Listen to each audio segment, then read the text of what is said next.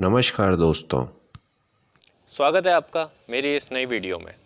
आज मैं जिस जगह पर हूँ वो है अजमेर का संग्रहालय। आप इसे अकबर का किला भी कह सकते हैं, अजमेर का शस्त्रागार भी कह सकते हैं, या फिर अकबर का दौलत खाना भी इसे कह सकते हैं।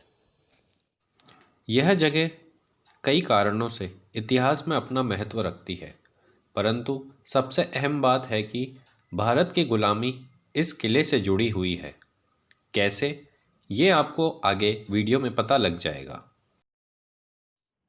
अगर बात करें इस किले की लोकेशन की, तो ये किला अजमेर में है और 1570 ईस्वी के आसपास अकबर ने इसे बनवाया था।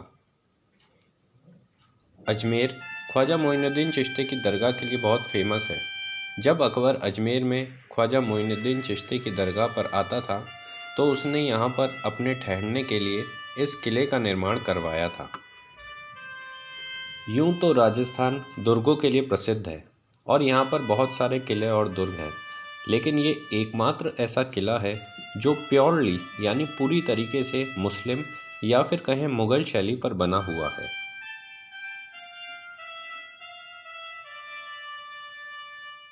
1576 ईस्वी में राजस्थान का सबसे प्रचलित युद्ध लड़ा गया था, जो था महाराणा प्रताप और अकबर के बीच में, जिसके बारे में अधिकतर लोगों को यही लगता है कि उसमें राणा प्रताप की हार हुई थी, जो कि किसी भी तरीके से सत्य नहीं है। लेकिन उस युद्ध में अकबर की ओर से मानसिंह लड़ा था और उस युद्ध की सारी रणनीति अजमेर के इसी दुर्ग में बनाई गई थी।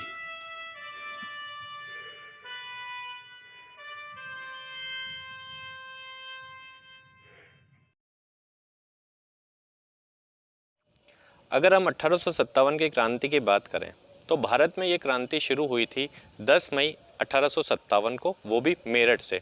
लेकिन उसके 9 दिन बाद ही 19 मई 1857 को ये क्रांति राजस्थान में भड़क उठी थी और इसी अजमेर के थोड़ी सी दूर पर नसीराबाद में इसकी शुरुआत हुई थी। उस समय पर जो अंग्रेज़ों का शस्त्र रखने की जगह थी वो यही अजमेर का किला हुआ करता था। अब वहाँ पर जब नसीराबाद में भारतीय सैनिकों ने विद्रोह किया तो उन्होंने वहाँ से फिर दिल्ली जाने का रास्ता अपने लिए चुना। अगर वो अजमेर आते और इस किले पर अपना आधिपत्य जमा लेते तो फिर उस संग्राम की दिशा कुछ अलग हो सकती थी। सन 1905 की बात करें तो लॉर्ड कर्जन ने इसे सुधरवाया और वर्तमान में ये एक म्यूज़ियम के रूप में इस्टेब्लिश है।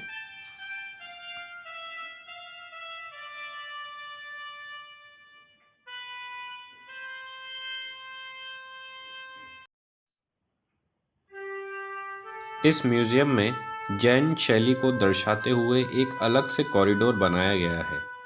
उसमें जैन धर्म से रिलेटेड जितने भी पुरातात्विक चीज़ें मिली हैं, जैसा आप देख पा रहे हैं, ये 10वीं-11वीं शताब्दी के आसपास बनाई हुई मूर्तियाँ या कलाकृतियाँ हैं।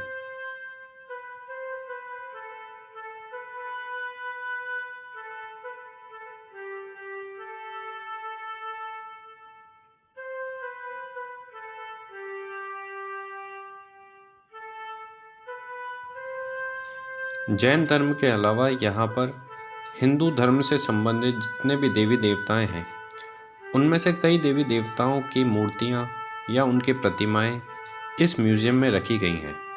ध्यान देने वाली बात यह है कि इनमें से लगभग बहुत सारी प्रतिमाएं 10वीं, 11वीं, 12वीं शताब्दी इतनी पुरानी पुरानी हैं।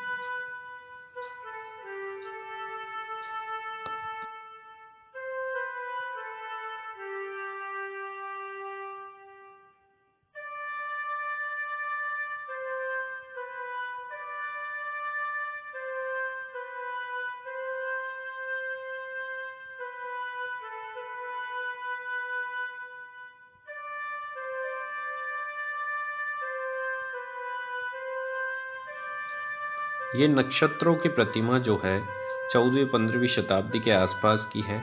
इसमें जो हमारे शास्त्रों में नक्षत्र दिए गए हैं, उन सभी को मूर्त रूप में दिखाया गया है।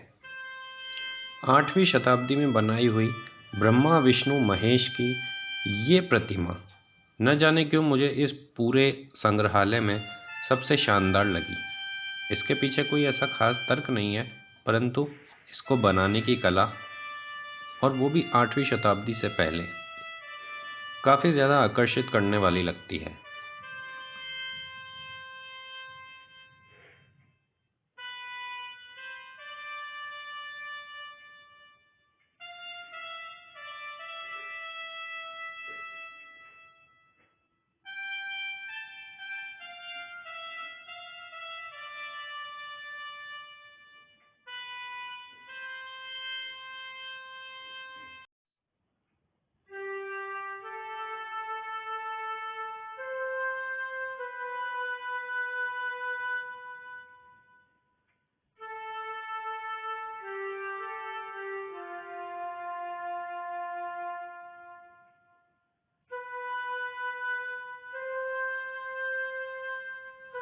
यहाँ पर कई ऐसी चीज़ें हैं जो कि हड़प्पा कालीन संस्कृति से संबंधित हैं। इसके अलावा कई ऐसी चीज़ें यहाँ पर रखी हुई हैं जो कि 5000 साल से ज़्यादा उम्र की हैं।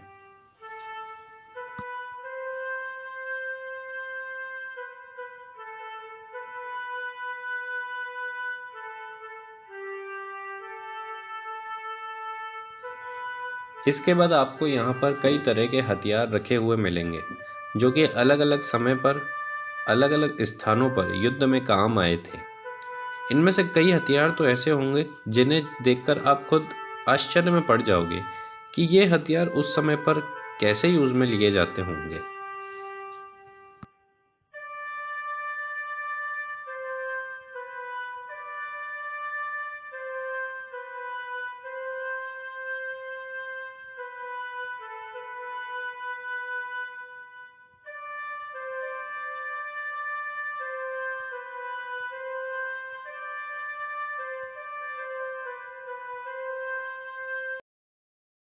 बात करते हैं इस वीडियो के सबसे महत्वपूर्ण हिस्से पर, जो कि थंबनेल पढ़कर आप लोग इस वीडियो को देखने के लिए आए हैं।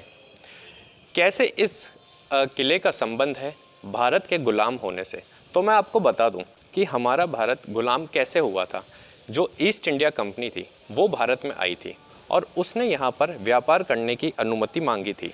अब धीरे धीरे व्यापार करते करते उनका दखल अंदाजी हमारे राजनीति और हर एरिया में होने लग गया था और इसी तरीके से उन्होंने विभिन्न एरियाओं पर अपना कब्ज़ा जमाना चालू कर दिया था।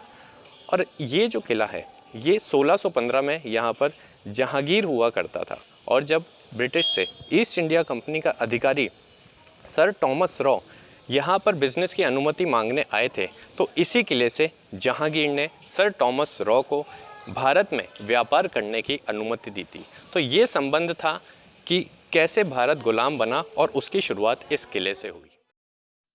उस घटना को यहाँ पर स्टैचू के माध्यम से बताया गया है। ये स्टैचू म्यूज़ियम के अंदर ही है और इन स्टैचू को देखने पर ऐसा लगता है कि मानो ये असली के बने हुए हों, यानी कि इनकी चमड़ी, इनकी स्किन एकदम असली लगती है।